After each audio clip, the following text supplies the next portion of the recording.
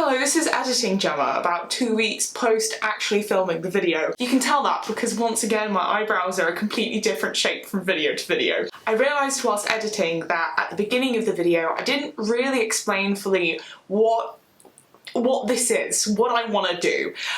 So as ever, 2 weeks late to the party, I'm here to explain it to you. Okay, so here are my thoughts. Out there on the internet, as you may have noticed, there is a lot of LGBT content. And for good reason, a lot of this content focuses on the initial stages of realising that you are LGBT. So, for example, like coming out, what it was like to come out, what certain sexualities are, the definition of those, maybe like the basic core concept of them. And though this content is super useful for young LGBT people, it gets to a point where like I'm old and I know I'm gay. I don't really need that content anymore. I need more than just the basics. So what I would like to do is interview some interesting LGBT people, number dependent on how well this goes and how organised I am, about some different, maybe less talked about topics of being LGBT. This week I'm chatting with Rhian about asexuality, and we do cover some of the basic concepts of what asexuality is and Rhian's coming out story a little bit, but we do also go into detail about a lot of other stuff that I'm not going to go into now because I want you to watch the video. And hopefully in the future I will be doing a bunch of other content with some interesting other LGBT people. Fingers crossed, we will see. I'm not gonna say anything now, but there is some cool stuff lined up. If you enjoy the video, please give it a like, please give it a thumbs up. Thanks very much for watching, and I will leave you with the video. Have fun. So, hi. Hello. Hi. So this week, I'm here with my lovely friend Rhian. Rhian, we're going to talk a little bit about asexuality. We are indeed. I'm glad that we're going to talk about what I was told I was going to talk about. That helps a lot. We're going to talk about your absent father, Rhian. Okay, hit me up. Okay. Rhian, correct me if I'm wrong, right? You are asexual. No shit. Is that correct? Yes. Yes. What is asexuality? Okay, so asexuality is a lack of sexual attraction. So you don't experience sexual attraction at all? No. Ever? No. Cool. I could not tell you what sexual attraction is, which is fun when you define your identity by a lack of it. How did you figure that one out? This is going to sound really sad, but I think it starts the way most queer people start, which is, oh, there is something wrong with me. Around about the age of like 13, I started noticing that people behave really weirdly around each other sometimes, like really weirdly. And then there comes the awareness of like the whole people have sex thing, which always comes with its own whole baggage. Oh my god, society has so much up its ass about sex. That was a really bad analogy. That's a bad analogy, but we'll move on. Society has a bee in its bonnet about sex. Yeah. I can't pinpoint the exact moment in my life when I knew there was something different with me. Yeah. I can't pinpoint the exact moment when I realised what that was. Mm-hmm. And it very much came after I knew what asexuality was and had known what it was for quite some time before it twigged that that was what was happening. One of my friends came out as ace and I went and googled it and I was like, okay, yeah, that makes sense. And part of my brain was like, yes, that makes perfect sense because I don't know how else you would experience the world. And then you were like, that's weird that I feel that way. And then I didn't think about it for a very long time. Oh god, I think there's this common misconception of like being queer is something that you choose. I did not want to be queer. I did not want to be queer at all. I grew up in the Texas of the UK. Where's Lincolnshire. Oh, great. There were gay kids at our school and I saw enough. I saw enough to know that I didn't want to be one of them.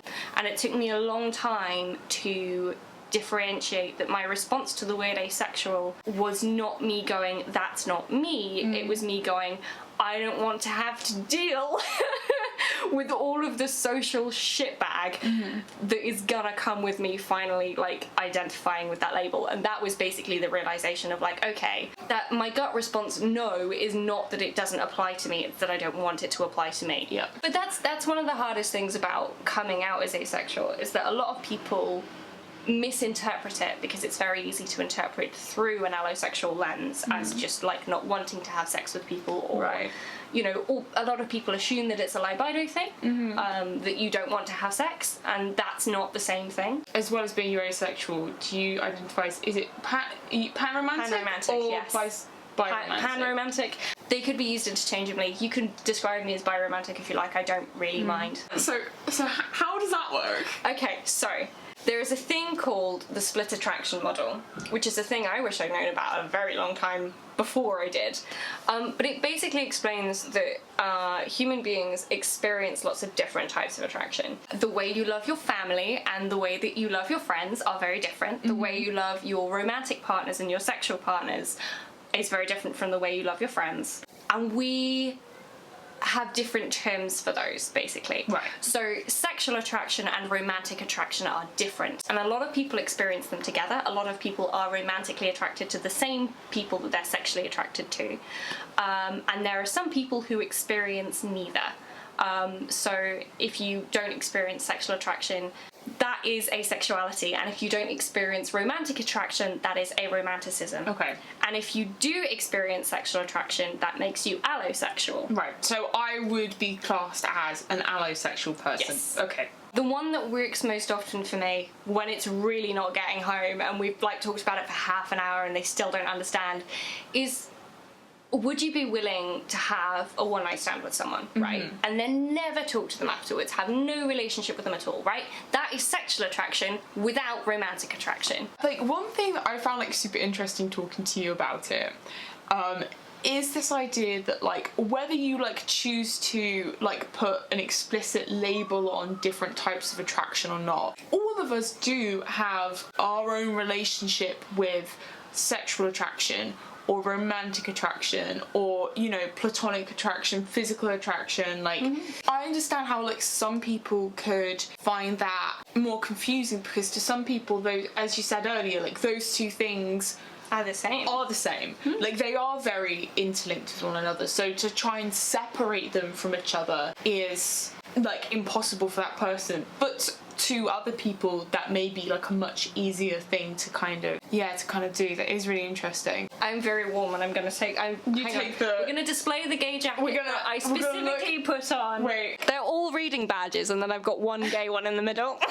So what's how? I mean, usually what people want to ask me about next is my sex life. I'm going to ask you about your sex life. You don't have to go into any details that you don't want to. Okay. But like I said earlier, you are in a relationship with someone called your lovely partner Ben. If you don't experience sexual attraction, but you do have sex, what is that like as an asexual person? I don't know any different. Okay. I can't offer you a comparison point because I've never had sex with someone that I'm sexually attracted to. Okay. I don't know what that's like. There is a lot of like misconception that like asexuality equals don't want to have sex, which is not always the case. It definitely sometimes happens. I personally cannot speak for every asexual person on the planet. We all have different experiences. But for me personally, my body is a body, and if you hit its buttons, it likes it. Asexuality is a thing in my head, and orgasms are a thing that happen in my body. But there are also like 100 other reasons that people would want to have sex. Yeah. The most obvious one is you want children, and your bodies match up, which means you can do so biologically. Boom. Sex is the easiest way to do that. But there are lots of other reasons, like you might have an allosexual partner or an asexual partner with a higher libido than you, and you want them to have a satisfying sex life with you and not necessarily with anybody else. Okay, let's put it this way, right? If you go and have dinner with your partner and you choose to go to a restaurant that they love and you aren't super into, you're not going for the food. You're going because you want your partner. I have had allosexual partners who have had a hell of a time getting their heads around the fact that I am not sexually attracted to them in the same way that they are to me. Right. Like that. Yeah, that must be really weird. There are people who are offended by it. Yeah. I think people see it as a form of love, which I'm sure for some people it is. Obviously, I don't experience it. Yeah. And to me, not being sexually attracted to my partner doesn't mean I love him any less. Yeah. You know? Like, I want to spend the rest of my life with him. We have a cat. We have a house with a garden. Like, we aren't going back anytime soon. And I think that's really interesting you say about how, like, just because you don't necessarily experience sexual attraction to your partner doesn't mean that you care any less about them. Just like how, you know, with your friends, you don't necessarily experience sexual attraction to them. But you care about your friends so much. You care about your friends. And I think this, again, like, boils down to, like, one of the interesting things talking to you about it and doing some, like, more reading about asexuality and stuff is, like, realising how much society places value on, like, specifically romantic sexual relationships with your partner. Oftentimes, obviously, heterosexual, monogamous, and says that, like, to be sexually and romantically interested in someone is like the peak, and all other forms of attraction below that are lesser than. Which just isn't true. No. Like, your friends serve just as much as a function as your partner in your life, and just because you don't experience, like, sexual attraction doesn't mean that you don't experience the same height of emotions as other people do towards the people that you love. At the end of the day, you don't come home and make your partner dinner and ask them how their day has been just because you want to get in their pants at the end of the day. Or if you do, When you start to, like, learn more about asexuality or hear from asexual people, not only do you realise how much we place a value on, like, sexual and romantic relationships, we as a society place, like, this such, like, intense pressure on sex to be a certain thing, which is obviously just like a trap, because to women it's meant to be a certain thing, to men it's meant to be a certain thing, how often we should be having sex, what sort of sex that we should be having, what sex is meant to mean to us in that moment. And so much of it is just that. It is just, there is this one type of relationship that only ever one type that we've seen, and that's, like, shoved down your throats as, like, the only healthy way to have a relationship. Asexual people are living proof that, you know, you could be asexual and for some asexuals not have sex with their partner or anything like that, and yet they still have loving, happy, healthy relationships just the same as anyone else. And to me, this is sex positivity. Because sex positivity is being empowered to sit down and have a conversation about what you want to have with sex. Whether that's having sex 4 times a day or literally never. Whatever it is, as long as you want it, that is sex positivity. Being able to use the model as a jumping off point rather than putting it on a pedestal is the only happy, successful way to have a relationship. I think the most important thing is just knowing that it exists, even if it doesn't apply to you. So, as we've discussed before, unfortunately we don't live in a vacuum, and I think it's really funny when, like, people see asexual people and they're like, well, if you're asexual, this means that clearly you cannot want to look good in any way, shape or form. What? So Rhian, why would you try and dress nice if you're not trying to fuck people? What's the point? Is this the point where I send you photos of me burlesque dancing and pole dancing for you to splice into the video? Yes, because you do pole dancing and you do burlesque dancing. I've done it for a long time. What is that like as an asexual person? It's great. Yeah, what are people's reactions to that? Like, how do you view it?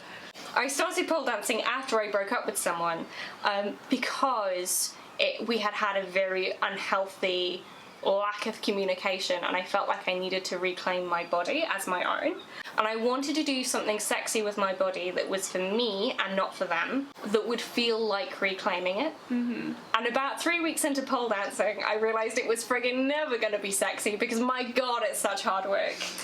It did what I wanted it to do. I very much felt like my body belonged to me and nobody else afterwards, which is a very interesting thing for something that's seen as very, like, performatively sexual. So my favourite pole dance that I've ever done was at our uni pride, but I danced my coming out story on the pole, and then at the very end I got my ace flag out and I was, like, hanging upside down from the pole with my ace flag out, and because it was at pride, like, people were screaming and cheering and, like, you know, oh my god, an ace flag! This is so cool! Like, there aren't many of us, even at pride. People assume that if you're ace, you can't be sexy and you can't express yourself in a way that people would see as sexy, and that's not true. I think it's with a lot of people who are are women or raised as women, like, we have very complex relationships with our bodies. And a lot of that is around, like, where you are perceived and who has the power over that perception. And not to use a tired phrase or anything, but it was very empowering to be on that stage with nearly all of my clothes off and telling people that I was asexual. Yeah, yeah. Because again, like, it's just as how different people can have sex for different reasons. People can want to look sexy for different reasons. Yeah. Like, it's... Or look good, just in general, look good for different reasons. But it's one of those things that I'm just like, I'm never really gonna let it dictate my decisions, because no offense, it really doesn't bother me whether or not people are attracted to me. It has literally no impact on my life at all. I don't care. Sorry. Fair enough, mate. Which is quite nice. It's taken a very long time to get to that point, because so much of, like, society's idea of self-worth is built into sexuality and sexual appeal. It's nice to not care very much anymore. It's easy, I think, for people to talk to asexual people and feel, like, pity for them. The definition of asexuality is a lack of sexual attraction, and I think it's that lack which, like, brings the pity out from people. But it doesn't... It has never felt like a lack to me. Right. What grated with me about being asexual for a long time, and I think this is going to resonate with, like, most queer people, was not the experience of being asexual, it was other people being dicks about it. Yeah. And I think as well, this is one of the things where when people are like, asexual people don't belong in the LGBT community. It's I get it, and I hate it. And I think it's because a lot of queer identity centres around trauma. Yeah. And that's not invalid, and it's not untrue. Yeah. But I don't want us to define our entire community by trauma. People who share trauma. And I also think it's not necessarily it's not trauma that actually we're shared by. No. It's not being straight. Yeah, and it's the experience of existing within like, heteronormative, allosexual, cisgender society, monogamous society, and feeling like there is just, for some inexplicable reason, often growing up, there's some inexplicable reason that we are just wrong for that. The world is not built for us. Yeah. I think that comes from the, like, there are a lot of allo people who, I think you're assuming that your way of life is, like, the most fulfilling, and I think that that's a trap that's easy to fall into when it is the only thing you're ever shown. Yeah. You know? Yeah. And so this is the thing about visibility, and it's the reason that I will never stop talking about being ace, and I'm out at work, and I'm out to my parents, and I'm out to anybody who will listen to me for longer than about 10 minutes. Like, you have to know that it's there to be able to find it. You can't be what you can't see. Exactly. Yeah. Like, there are no records of ace people in history because we didn't have a word for it, and that makes us invisible. We can't ever look back in history and go, these are the ace people who came before us, because we can't see them. Like, somebody who may have been single their whole life might have been ace in a society that didn't allow you to really live with your friends for your entire life, or, you know, live with your parents forever, or, you know, was very much built around that single family unit. There are so many misconceptions, and a lot of them are just straight up born of ignorance. And again, it's visibility. Like, if you meet an ace person, or if you watch an ace person talking on the internet, and you have a real human person to put to that label, like, even if you don't fully have an explanation of their experiences or of their life or what it's like to be them, it humanises it. It's not like a label, it's not like an othering. It's that's a person who identifies with that label. I can't imagine not identifying as asexual anymore, because it was something of a relief for me. Because in my head, asexual replaced a label that I had put there already, which was broken. And I wasn't going to be able to remove that label without having something else to put there. But that doesn't mean that I was fully relieved immediately. It took me a good, 2 years to stop thinking of asexual as being something that I had to live with and had to deal with, and went to it being something that I enjoy and am proud of, and make sure that other people know about, so that they don't also have to replace the broken label with something. You know, like I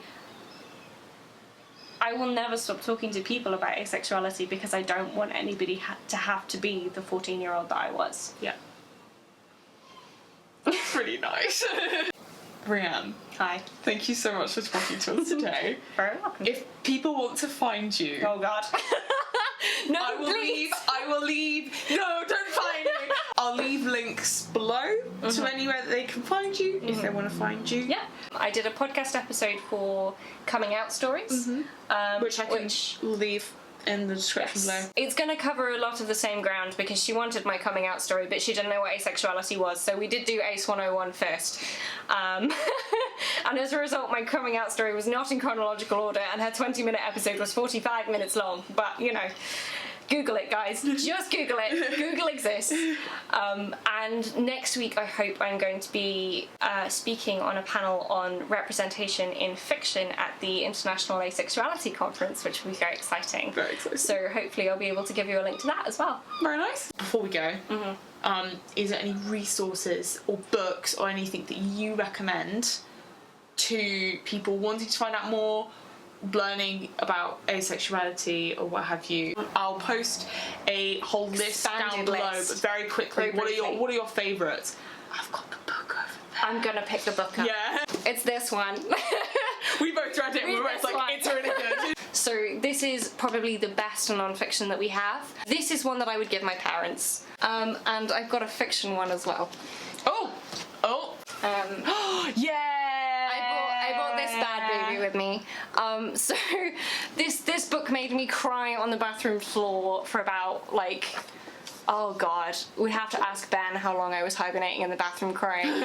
This is the coming out story. This is the book we have to go through before we're allowed to get to casual ace representation in fiction. But it's about a young girl who is going to uni for the first time and has some very ace experiences, such as trying to kiss a boy at a campfire because you think you should and realising that you really don't want to and running away. Awesome. Okay, so these are great places to start if you want to learn or find out any more. Thank you very much for joining us, Rhian. And keep an eye out, because if I ever release a book, it's going to be really friggin' ace. You heard it here first, folks.